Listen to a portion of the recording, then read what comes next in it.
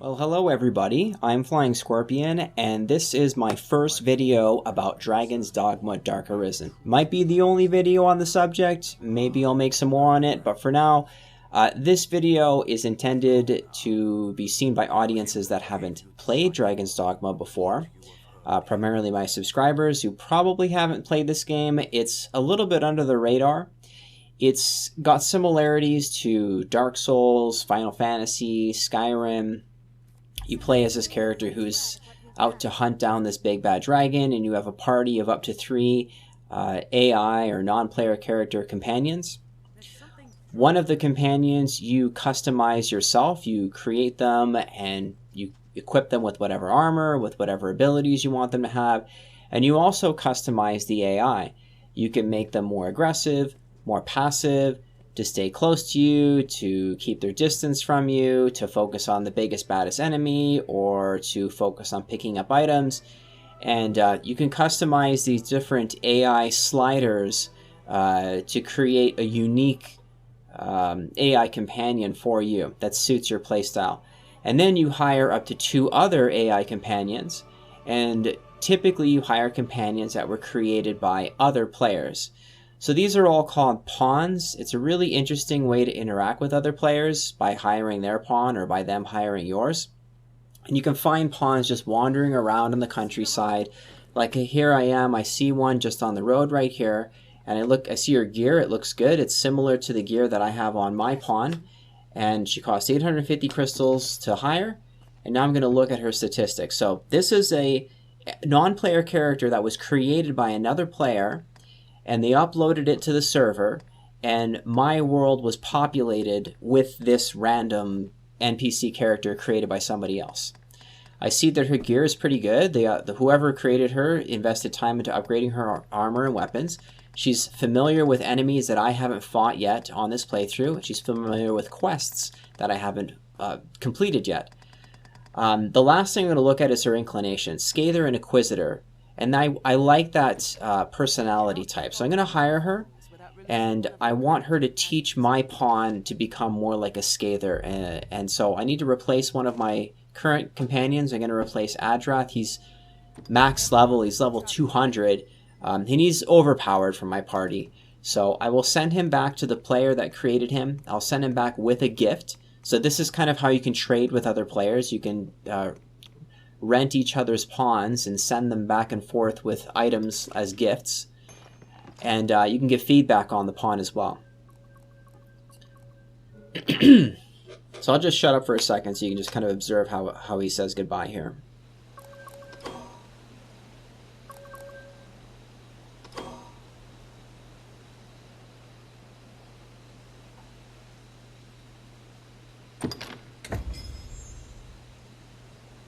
This pawn stands proud of what we accomplished. May our paths cross again. So this clip is me using my magic archer, that's what my class is, the magic archer, to fight some phantasms. They're like undead ghosts. I'll be quiet again.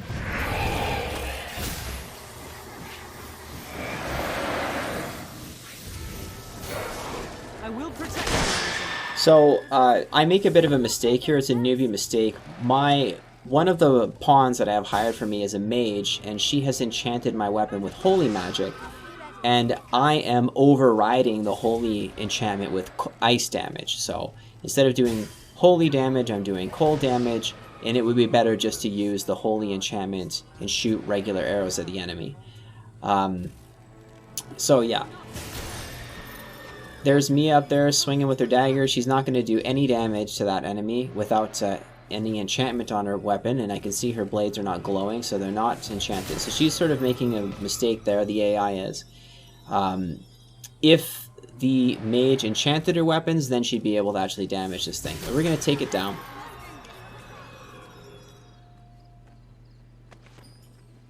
The next clip here, I'm going to use a fast travel item to travel back to Grand Soren. That's sort of like the main capital city here. And while we're there, I can equip new skills, store items, rest at the inn, pick up quests, stuff like that. You know, pretty typical stuff like you'd see in a lot of games. And we'll run ahead. I'll be silent in a moment here so we can just sort of observe the animations of one of the guards here. And I want to point out that Capcom's been making games, I think, since the 70s, so they're pretty good at making their characters look real.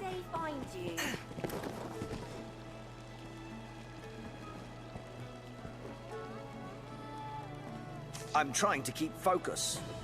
A fellow has to stay ready.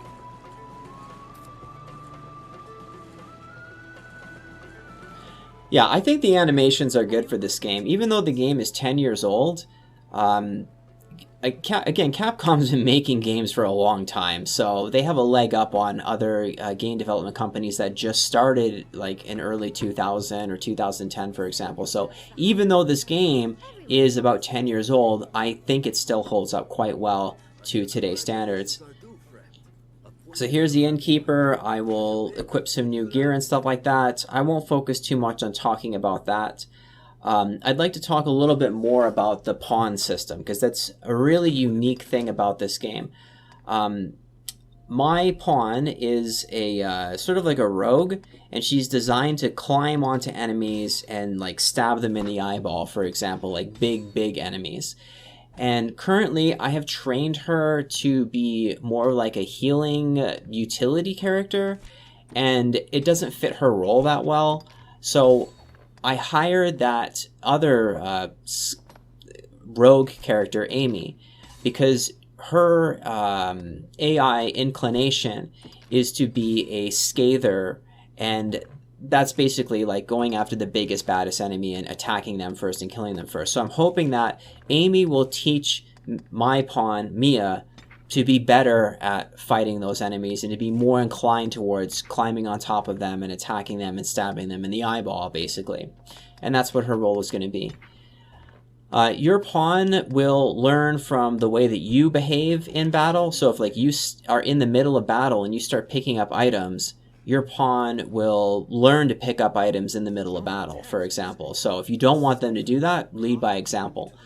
But you can change it. You can give them potions to override this stuff. I think the potions get unlocked later on.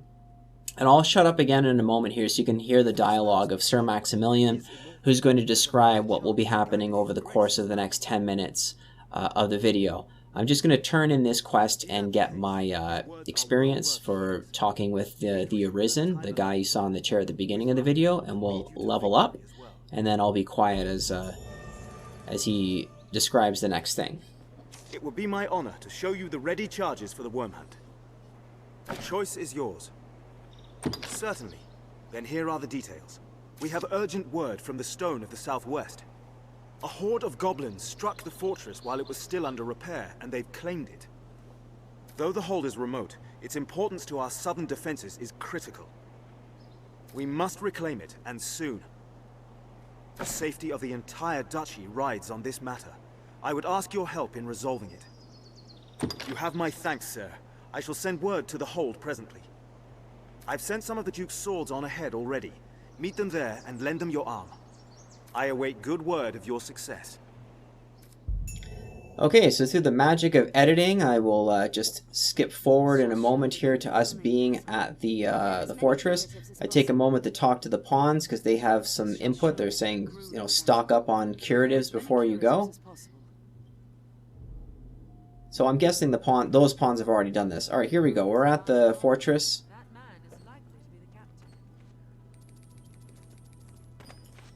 And it's kind of like Skyrim. You can pick up items on the ground and you can combine them together to make potions and poison arrows and things like that.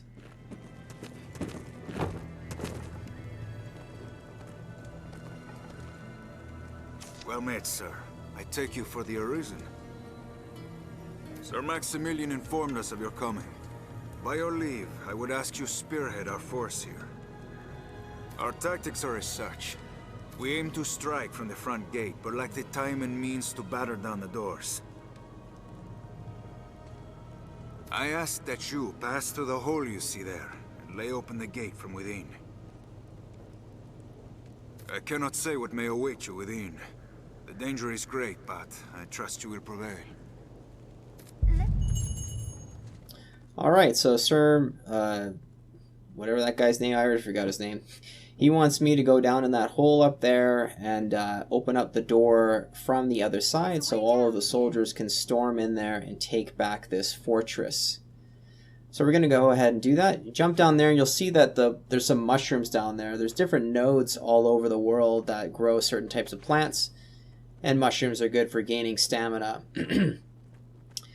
So see how my weapon is glowing red? That means the mage pawn that I've hired has enchanted my weapons with fire damage, which is effective against the goblins. And she's doing the right thing in doing that. She's enchanting me with the right element for the right enemies that we're fighting because she's knowledgeable on the weaknesses of these enemies. And that's one of the ways that the AI learns over time while you play with them. I get smoked by a siege ballista on the other side, and so I'm going to take cover behind this wall.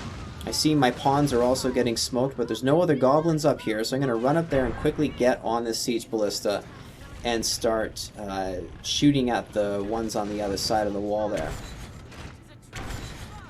Okay, so while I'm doing that, I'll point out that on the bottom left there's this really big Cyclops. You can see him kind of standing with his back facing the camera now, or he's looking in the other direction. The game has lots of these massive units like Chimera or Drakes. Of course, there's dragons, there's ogres, and other massive beasts. And they're kind of like mini bosses. They have a lot of health, and they take a long time to take down, and there's a lot of room for strategy in how you fight them. You can cover them with oil and set them on fire. You can put them to sleep. They have destructible body armor. You can knock the weapon out of their hand. You can climb on top of them and just mess them up. They will, and their animations are really well done. Like, watch this. I'm going to break his tusk in a moment. He's going to start reaching over and grabbing his tusk because it hurts, I guess, to have. It's like having your tooth knocked out. Actually, I'm not sure if I edited that out. We'll see if I actually do that. But yeah, I'll just be quiet here for a moment to collect my thoughts on the next thing to talk about here.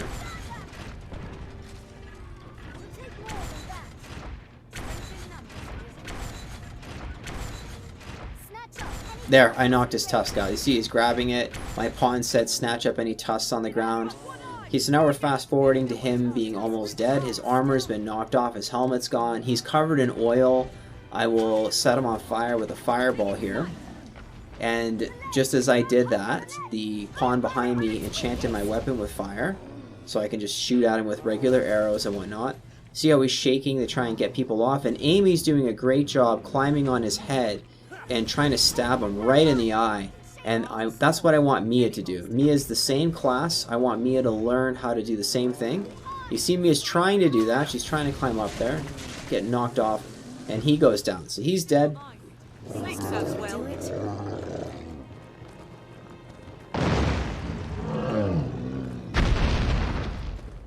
Just a big fall there. I wanted to be quiet so you could kind of get the sound effects of them falling.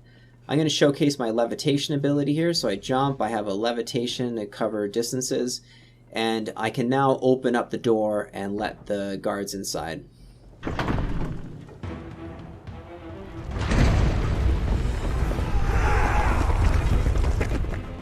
Splendid work. Alright, so in the next clip here, I will be using the magic archer ability to shoot multiple arrows at multiple enemies at the same time. I'm going to try and levitate down here, but I kind of screw it up and faceplant right into the ground there. But that's alright. So again, I make a bit of a newbie mistake. I shoot my magic arrow and it like spreads out without hitting them. You need to actually highlight the enemies, and then it tracks and follows them. And that's super cool. I think they've done a really good job of making all the classes feel unique. Well, mages and sorcerers are pretty similar, but I'll shut up again. Here now! Open up!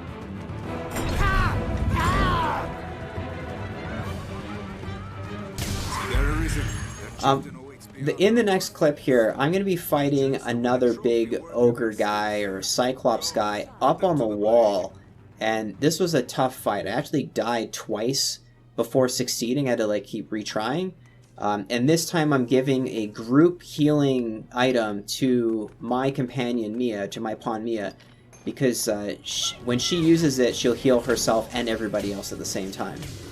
And I'm using a combination of a few things here. I've got that multi-split arrow, which is still good even against a big single target, because it'll target multiple body parts, as you can see. Really cool. And it's dark over there, and I have a flare arrow.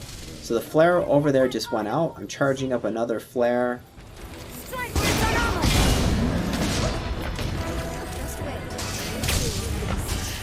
must know more about his armor. Moving its sight. I cannot reach its armor. I'll grab the flare and draw its ire.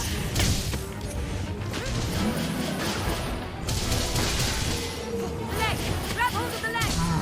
Strike where it's unarmored. You can see Mia trying to climb up on top of him and get to his head. She's trying to get up there. Almost. He's going to go down pretty soon here anyway. I think she's actually there. Amy's definitely on his head for sure. And down he goes. Focus on the arms. And we level up. In the next clip, I will be fighting the leader of the ogres. And he's going to have some dialogue, some story-related dialogue. I'm charging up a fireball at the beginning of this clip, and he just narrowly gets behind the door before I finish charging it, and it blocks all the shots. So if that didn't get blocked, they would have one-shot killed him. But Amy's going to run up with her daggers, and then Mia will stop shooting with the arrow and go in there as well, and they will very quickly take him down. Fool humans! Think you won? Dead! You lot are finished! All the world finished! All will die! The dragon comes! Humans want destruction too! Humans want a dragon! Well, kill each other! Kill all you like! The end is nigh!